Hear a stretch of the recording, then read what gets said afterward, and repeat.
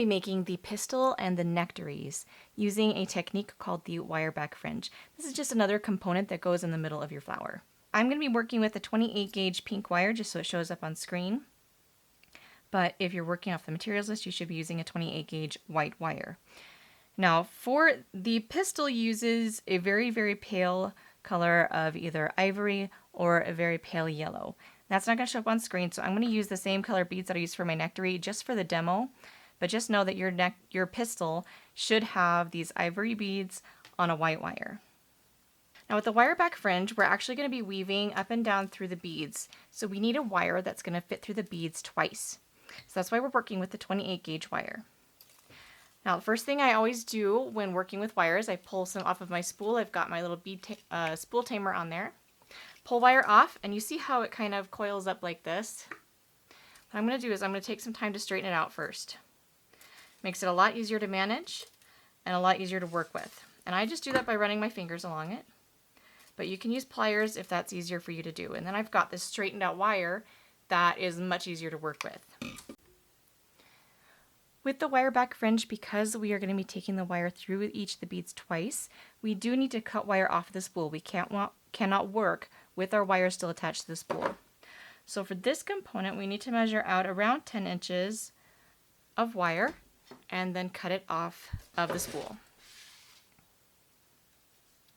I'm going to be making the Pistil here on camera. The Pistil has 5 wire back fringes using 6 beads each. So I'm going to string 6 beads onto my wire. I'm going to leave a little 2 or so inch tail right there at the beginning. That's what I'm going to use to attach this component to my flower stem while we're assembling. So I'm going to pinch and hold right there below the beads so that my tail wire doesn't shrink.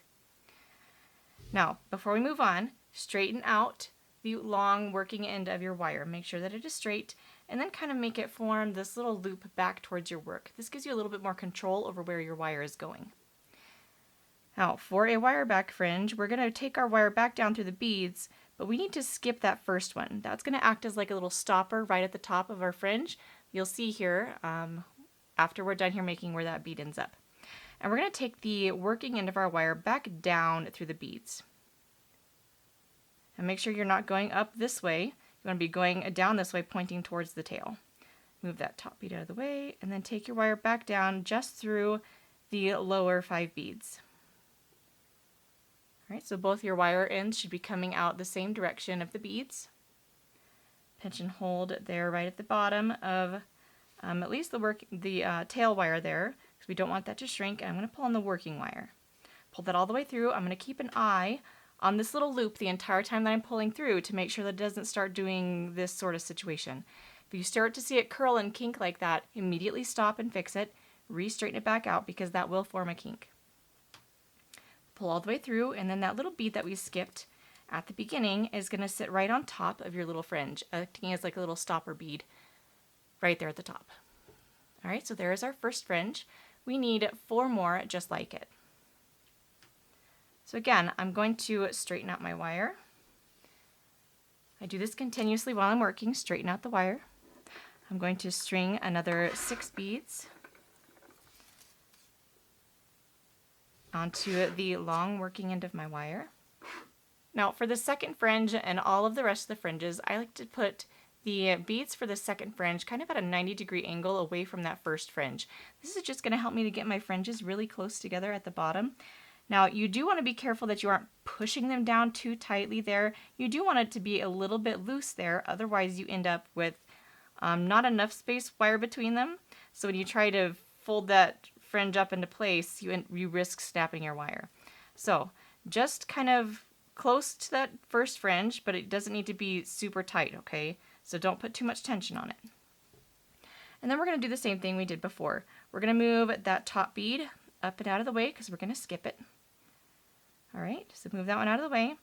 Make your wire form a little loop back towards your work so you can control it. And we're going to take the working end of our wire back down through just the last 5 beads. Now what I'm going to do here to make sure that my fringes don't slip around, I'm going to pinch and hold both fringes together between my thumb and forefinger. And then I'm going to pull on just the working end of the wire.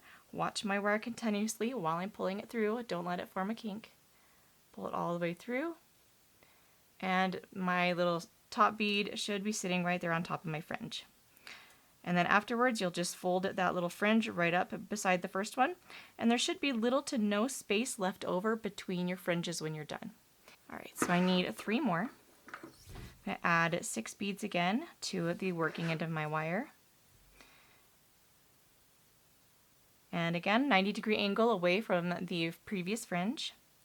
I'm going to move that top bead out of the way. Straighten out my wire if I need to. Move that top bead out of the way.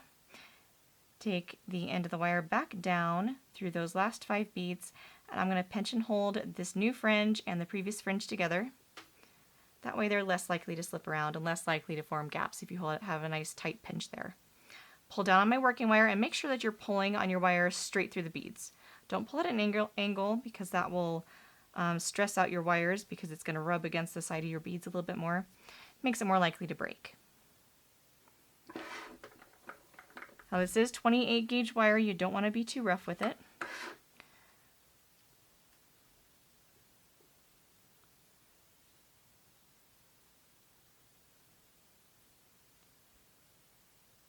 All right, now I'm going to intentionally put a little gap here because I want to show you guys what to do if you end up with a gap, okay? So let's say you're doing your fringe, something slipped, and you accidentally end up with a gap like this between your fringes. Here's how you fix that.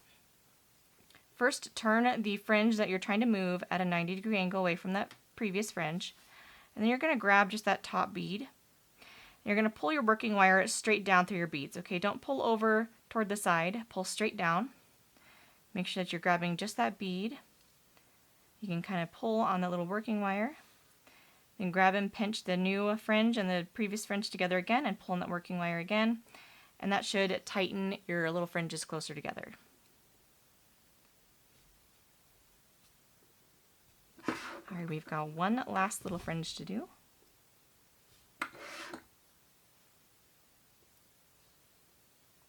Straighten out my wire, make sure that I've got good control over the direction it's going. Insert it down through those 5 beads. Pinch and hold those fringes together. Pull the working wire. And there I've got fringe number 5. Now for the pistil, to close this into a little circle, all you need to do is to just twist the beginning and ending tail wires together. So I'm just going to kind of pull those together right by the side, and that's going to bring my little fringes together like this. Grab and hold onto those fringes and then just twist the 2 wires together below. You don't need to twist them very many times, just enough to secure that component. And then my little 10-inch wire apparently ended up being a couple inches too long there, so you can cut a little bit shorter if you need to. Okay, so that is the finished pistil. You need to make one of these for each of the flowers. Whether it's a small or large flower, you need one for each. So for this smaller plant that we're making for the bead along, you need to make 5 of these total. All right, now let's look at this nectary real fast. The nectaries are actually the petals on the hellebore plant. It's kind of a weird plant. The little white things that you're seeing on the plant are not actually petals. Those are sepals. We'll learn about that in our next lesson. But these little green things are the actual petals. They're so tiny, you almost can't even see them in the real plant. I included them just because I like to be as real to nature as possible, but they really don't show very much in the finished plant. Now, we're going to be using the same technique that we used for the pistil. We're going to be using the wire back fringe, but this time we need to make 8 fringes, and each fringe is going to have 5 beads in it. I made this one with a 28 gauge white wire because this is the wire that I used in the pattern. I'm pretty sure my original book I used either a light green or a gold. You can use those colors if you already have them on hand. I just used the white because we were already using it for the rest of the stamen and I didn't want to use another color of wire. Okay, so to close this one, it's slightly different than the pistil. What we're going to do is we're going to take the ending tail of wire. Sorry, I've got my white wire here, so it's not going to show up very well. And we're going to take this wire, we're going to wrap it around this first pistil. So just bring it across and wrap around that first pistil one time. Make sure you're down between those little fringes. And then you just twist the wires together. Wrapping the wire around that little fringe first just gives you a little bit better hold, just in case your twists separate a little bit. So you'll just twist it a few times right below. And you see how the center of my little hole is kind of squished and circular? Just grab one of the fringes on either side and kind of pull them apart a little bit. That way you've got a nice circular hole there in the center. That will help make assembly a little bit easier and make your piece look a little bit more even in your finished flower. Alright, so there is a finished nectary. You will be making one of these for each of your flowers. So for the smaller pot that we're making for the bead along, you need to make 5 of these total. One more little note about this. The original pattern that I published in my book, Christmas Collection, for this piece I only used 4 beads for each of the fringes in the original pattern. I did switch it to 5 for this one just so that they would be a little bit, tiny bit more noticeable in the finished flower. So slight difference there, but pretty much the same looking kind of component.